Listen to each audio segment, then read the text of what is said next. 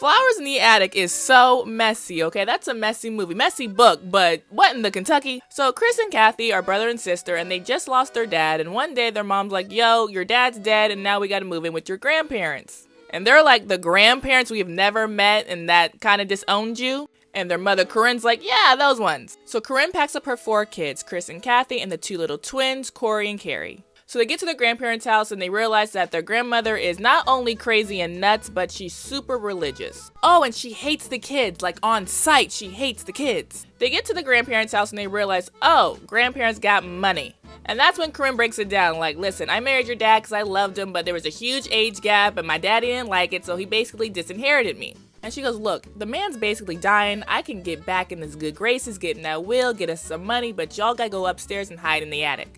Just hide because he doesn't know you exist. He doesn't think I have kids. And once he's dead, come downstairs. And they're like, okay, mom, we believe you. We trust you. So a couple days go by and the kids aren't feeling it because they're starting to feel neglected. And they're really trying to figure out, like, why does our grandmother hate us? Then one day the grandma goes to Corrine's like, Corrine, tell the kids the truth. Tell them the truth. So Corrine's like, basically, your daddy, well, he was my dad's half-brother. Yeah, I ran off with my uncle, basically. The grandmother thinks those kids are spawns of Satan, okay? She hates them. Devil child, devil child. So you got Chris and Kathy taking care of their little brother and their little sister, and things are going terrible, okay? They're malnutritioned, there's rats, there's poverty. It's bad for these children. And what's worse is Catherine and Chris, the brother and sister, yeah, they've been locked up in that attic so long that they're starting to develop romantic feelings for each other.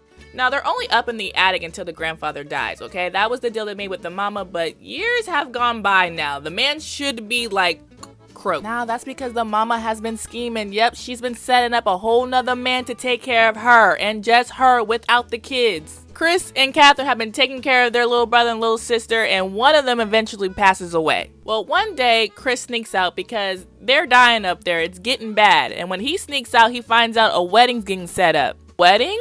I thought a funeral was supposed to be happening soon. And that's when we find out the mama is a scammer, okay? The granddaddy been gone, been dead. She's been living her best life, trying to get a new man to take care of her and just her without the kids. So the day of the wedding, all the kids sneak out, pop up, and be like, hey mom, forgot about us, remember who we are? And eventually she dies.